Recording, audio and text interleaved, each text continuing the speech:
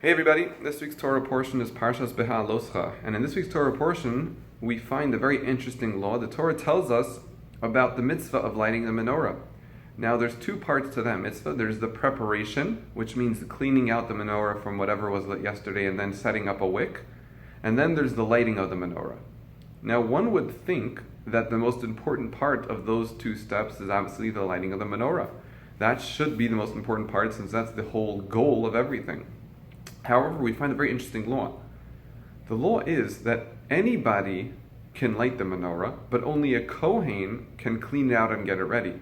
So the preparation must be done by a Kohen, but the lighting can be done by anybody, which means, or seems to mean, that the holiest part of the service is the preparation and not the actual lighting.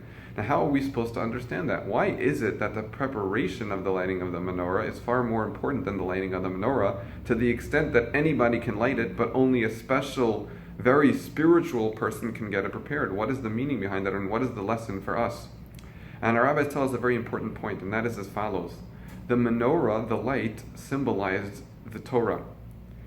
And because of that, the prep is the most important part, because when it comes to Torah study, the person who's studying is only going to be good as the preparation that they put into themselves or that their parents put into them.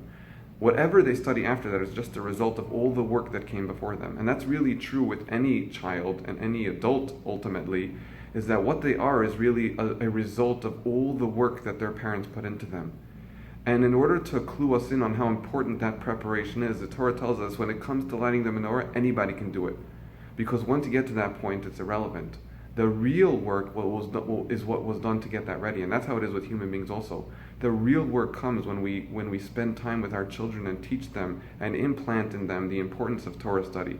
The child then loving Torah study is just a result of all that work we put into it, and that's the message of the menorah. The primary thing is the preparation. On behalf of Makarav, Shabbat Shalom.